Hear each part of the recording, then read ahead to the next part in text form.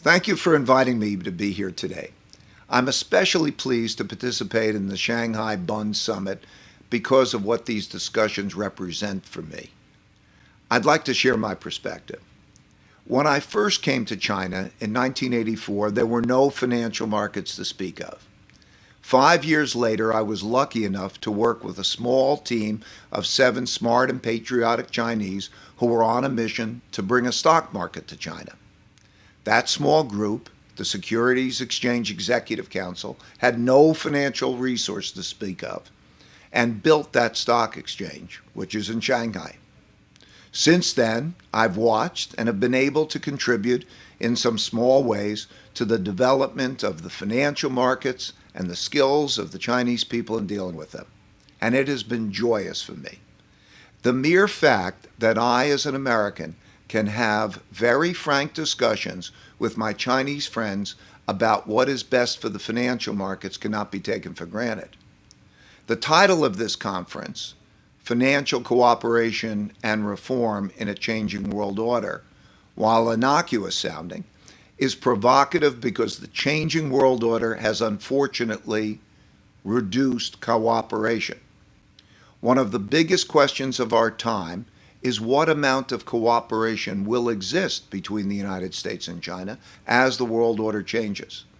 If you can tell me what is going to happen with cooperation, I can answer the questions you gave me more reliably. It seems to me that the conference might be more appropriately titled Financial Cooperation and Competition in a Changing World Order. I was asked to place the impact of a pandemic, the pandemic that we're in, and the government response to the pandemic in the context of the big forces that I see playing out. Those 3 big forces are, 1, the long-term debt and money cycle, 2, the internal wealth and political gap cycle that has people at each other's throats, and 3, the rise of a great power, in this case China, to challenge the existing world power of the United States. I will reply as well and forthrightly as I can to your questions. My views are controversial. While I can't guarantee that they're accurate, I can guarantee that they are what I truly think. Regarding the long-term money and credit cycle, my perspective comes from examining reserve currency empires over the past 500 years, starting with the Dutch Empire and the Dutch guilder, which were replaced by the British Empire and the British pound, which were replaced by the American Empire and the US dollar, which will increasingly be replaced by the Chinese Empire and the Chinese renminbi.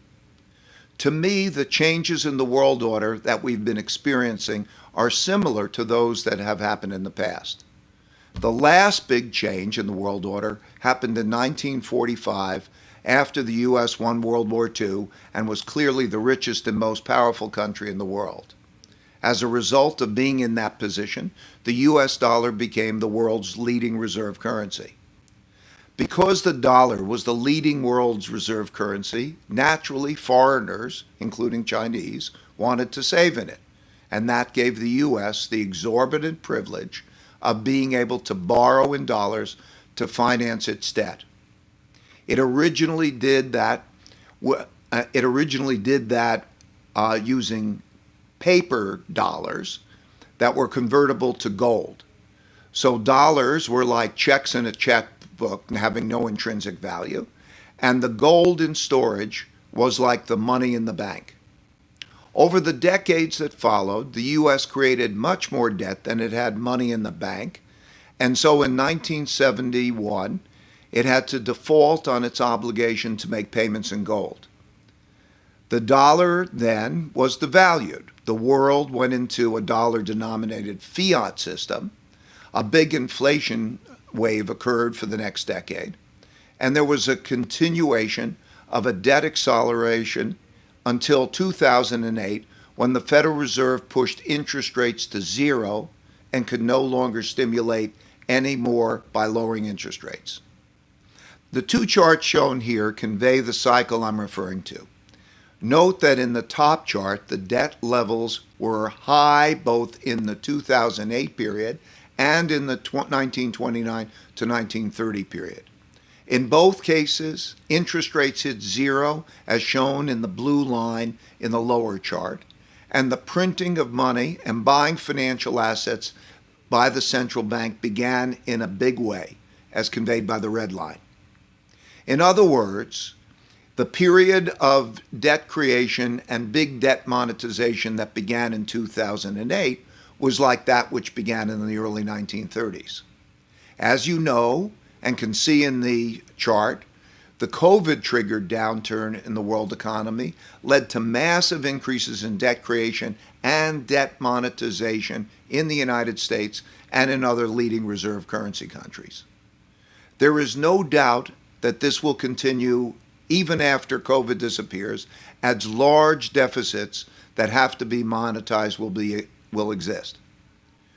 So the long-term dollar cycle is now at the point at which there is a lot of debt outstanding, there are fast increases in new debt being created, and fast increases in the Federal Reserve's production of money to service all this debt. The fact that central banks can take ownership of that debt and charge negative interest rates allows them to reduce debt service costs and debt rollover risks, which allows them to extend the debt cycle.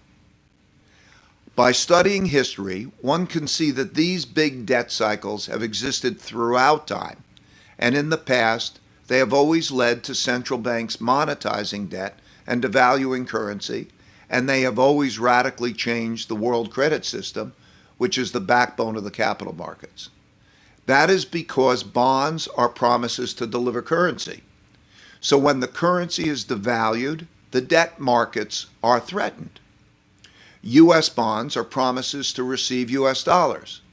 The Federal Reserve can and will produce those dollars and buy financial assets, mostly debt. Naturally, the sellers of those financial assets will take their money and buy other financial storeholds of wealth, such as stocks and gold, which will cause those prices to rise. That's what we're now seeing. And that's what happened in 1933 and 1971 and the decade-long periods that followed them. Now investors are overweight in these bonds. There is no nominal yield, and there is a negative real yield.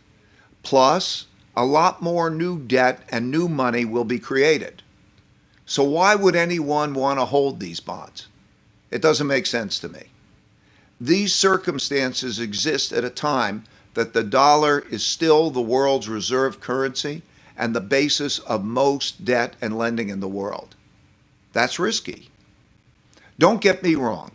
I believe that the United States and the US dollar still have a lot of power because the US produces the money that most people around the world use to buy what they want. And the US still controls the clearing system that could cut people off from money in a capital war. Those are great powers that are most powerful over the short run, especially when there's a lot of US dollar denominated debt. However, in the longer run, those who can be squeezed by this vulnerability will find ways to replace their risks and in turn reduce that power. As for the second big force, the wealth and political gaps, while capitalism is an effective system for producing wealth, it naturally produces big wealth gaps. That is especially true in this era in which the value of people is increasingly being replaced by technology. It is also especially true in an era of globalization, while relatively expensive Americans have to compete with more cost-effective non-Americans. These forces are what produce the wealth gaps and the political gaps that we now see in the United States. The two charts show this. The chart to the left shows the wealth of the top 0.1% of the population and shows that it is nearly as large as the bottom 90% combined. The chart on the right shows that the Republican Party is more right-leaning and the Democratic Party is more left-leaning than at any time since 1900, so the gap between them is greater than any time since then. These disparities in incomes and opportunities are self-reinforcing. For example, if you look at the education in the United States, naturally those who earn more money spend more money on educating their children. Those in the top 40% spend about 5 times as much money on their children's education as those in the bottom 60%. So more opportunity goes to those that are relatively rich than those that are relatively poor, making this cycle self-reinforcing. Throughout history, those with financial wealth gained political power, and those with political power worked with those with financial wealth in a symbiotic relationship to maintain the system that favors them. When things get bad, that can cause civil wars and revolutions. As a rule, when there is a large wealth gap, and there is a lot of debt, and there is a large economic downturn, there's a lot of conflict. That's a timeless and universal truth. We can see this happening in varying degrees around the world. We now see it happening in the United States. These conflicts produce big structural changes. As for the third big force, which is the rise of a great power to challenge the leading world power, we also have seen that happen repeatedly in history. China is now that emerging great power, and the United States is the existing leading world power. The chart shows indices of countries' powers going back to 1500. I put it together to visualize where we are in this big cycle. The blue line is the United States and the red line is China. The chart speaks for itself. Regrettably, I don't have the time to delve into all the interesting pictures that come through when looking at the components of these indices. However, I want to convey the big takeaway, which is that history has shown that a country's reserve currency strength and its financial strength lags its other strengths. And it now appears that destiny is calling upon China to internationalize the renminbi and develop financial centers. I believe that now is the right time to do that because I believe that as China opens its capital markets, it will find favorable capital flows because the fundamentals of investing in China are strong. You asked me what the possible paths are. In order to understand what now needs to be done, we need to understand where in the cycles we are, by which I mean what circumstances we are in, and how we got here, and the range of alternatives going forward. We can't get around the circumstances we're in. We can only deal with them in the best possible ways. For example, in the United States and China, there are different circumstances. We have different levels of our incomes relative to our expenses, and our assets are different relative to our liabilities. Our financial conditions, therefore, are different. And we have different ways that our systems work to produce productivity. That is the nature of the circumstances that are different. But the fundamental determinants of success are always the same. To be financially strong, one has to be productive in order to earn more than one spends, and to build a balance sheet in which one's assets are greater than one's liabilities. This is best done when most of the population is well educated, behaves in a civil manner, and works well together. So the possible solutions are always the same. Have great leadership that educates people well, teaches them civility, enables them to work productively, and has them operating in a financially sound way. These are the challenges that lie ahead for all countries.